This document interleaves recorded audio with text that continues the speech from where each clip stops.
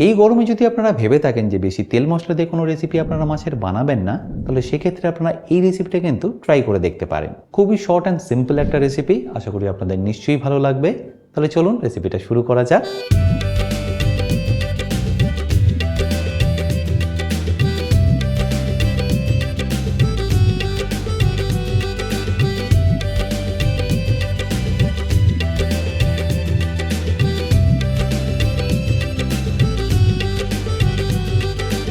By the way, আমি chef Atanu, আপনারা দেখছেন অতনু রান্নাঘর। তাহলে আজকে আমাদের রেসিপি সামার স্পেশাল রুই মাছের ঝোল।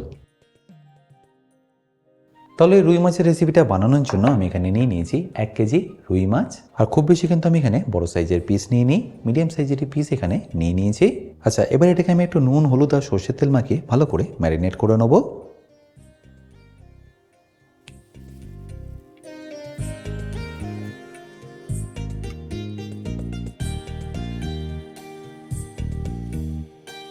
খুব বেশি তেল লাগবে না, 1 থেকে 1.5 চা চামচ মতো দিয়ে দিলেই হবে।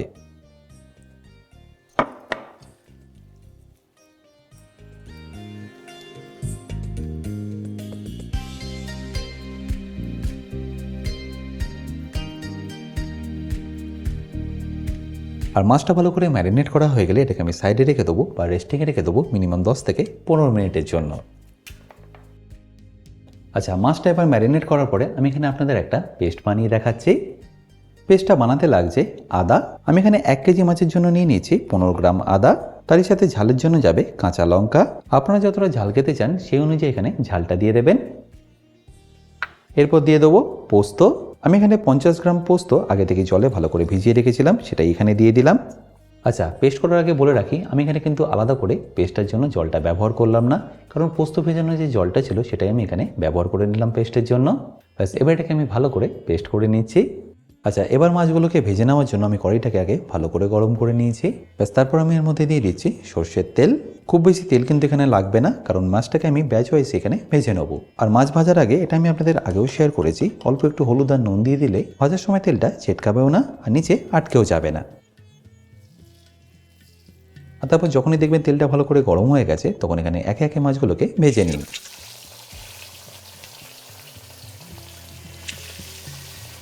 আশা করি নিশ্চয়ই দেখতে পাচ্ছেন মাছটা কিন্তু তেলের মধ্যে দেওয়ার পরে কোনোভাবেই তেলটা ছেটকাচ্ছে না। তাই ভাজার আগে অতি অবশ্যই কিন্তু আপনার এর মধ্যে অল্প একটু হলুদ দিয়ে দিতে পারেন। আর যখনই দেখবেন একটা দিকে কালার চলে আসবে, তখন এটাকে পাল্টে দিন।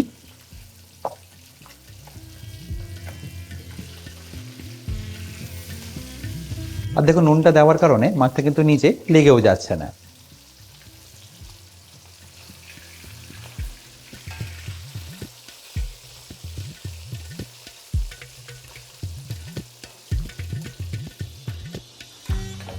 আর এরপর যখনই দেখবেন দুদিকে ভালো করে ভাজা হয়ে গেছে, তখন এটাকে তুলে নিন। আশা করি নিশ্চয়ই বুঝতে পারছেন এটা আপনাদের কিভাবে লাল লাল করে ভেজে নিতে হবে।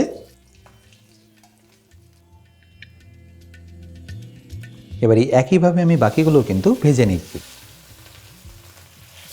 আচ্ছা, এখানে বলে রাখি, আপনারা যারা অতনু রান্নাঘরে ইউটেন্সিলগুলো কিনে নিতে চাইছেন, লিঙ্ক আমি ডেসক্রিপশন বক্সে দিয়ে রেখেছি। অ্যামাজন থেকে সেটা আপনারা ইজিলি কিনে নিতে পারবে।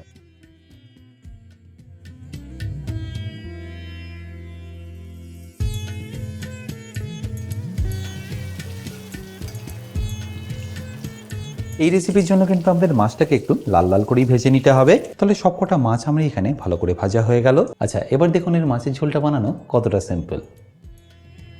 তার জন্য মাছ ভাজার তেলেই আমি এখানে দিয়ে দেবো 1 চা চামচ মতো কালো জিরে। তারপর সেটাকে একবার ভালো করে মিশিয়ে নিয়ে দিয়ে দিতে হবে টমেটো। আর টমেটোটা দেওয়ার সাথে সাথে আপনাদের এখানে দিয়ে দিতে হবে স্বাদ মতো নুনটাও।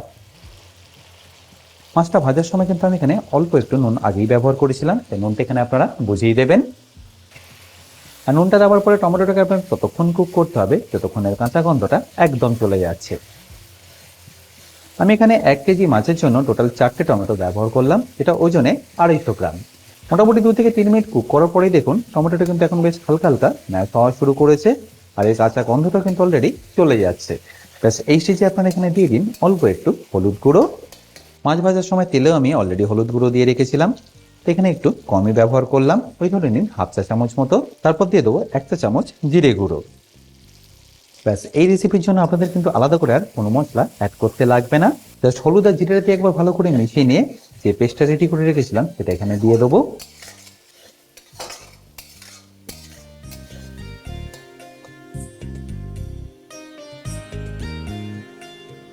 আর পেস্টটা দেওয়ার পরে এটাকে আপনাদের ভালো করে মিশিয়ে নিতে হবে। এই সময় কিন্তু ফ্লেমটা আপনারা একদম লো রাখবেন আর এইভাবে কুক করতে থাকবেন যতক্ষণ না আদার কাঁচা গন্ধটা একদম চলে যাচ্ছে। আশা করি নিশ্চয়ই দেখতে পাচ্ছেন মশলা থেকে কিন্তু এখন তেলটা খুব ভালোভাবে ছেড়ে দিয়েছে আর আদার যে কাঁচা গন্ধটা সেটা এখন একদম চলে গেছে। ব্যাস, এই স্টেজে আমি এখানে দিয়ে দেবো জলটা।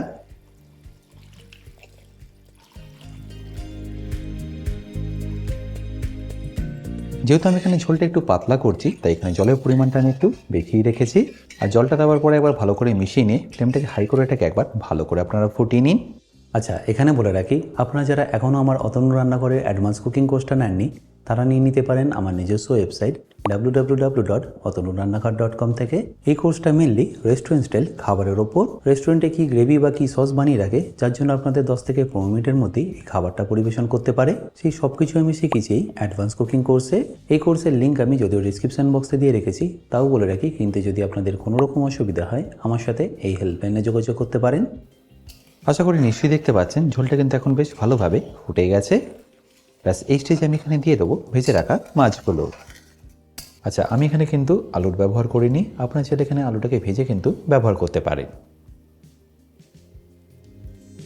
আমি পুরো মাছটাই এখানে ঝোলে দিয়ে দিলাম, তারপর একবার ভালো করে মিশিয়ে এটাকে ফুটতে দেবো। আর এই সময় কিন্তু ফ্লেমটা আপনারা একদম লো টু মিডিয়াম করে দেবেন।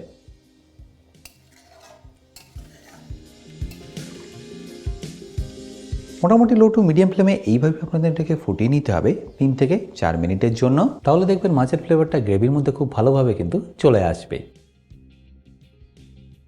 ঝোলটা যখনই দেখবেন একটু ফুটে এটা রিডিউস হয়ে গেছে তখন এর মধ্যে ফাইনালি দিয়ে দিন অল্প একটু কাঁচা লঙ্কা গার্নিশের জন্য। ব্যাস, তারপর এটাকে ভালো করে একবার মিশিয়ে নিলেই গরমকালের জন্য রুই মাছের পাতলা ঝোল কিন্তু আপনাদের পারফেক্টলি রেডি। তাহলে নিশ্চয়ই দেখতে পেলেন এটা বানানো কতটা সিম্পল। আশা করি সিম্পল রেসিপিটা আপনাদের নিশ্চয়ই ভালো লাগবে। আর যদি ভালো লেগে থাকে অতি অবশ্যই কিন্তু আমাকে কমেন্টে জানাতে ভুলবেন না।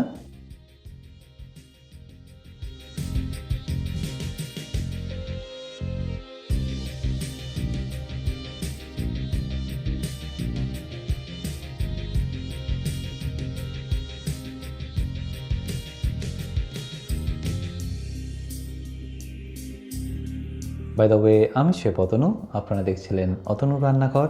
দেখা হচ্ছে আপনাদের সাথে একটা নতুন রেসিপি নিয়ে নেক্সট এপিসোডে। ভালো থাকবেন, সুস্থ থাকবেন।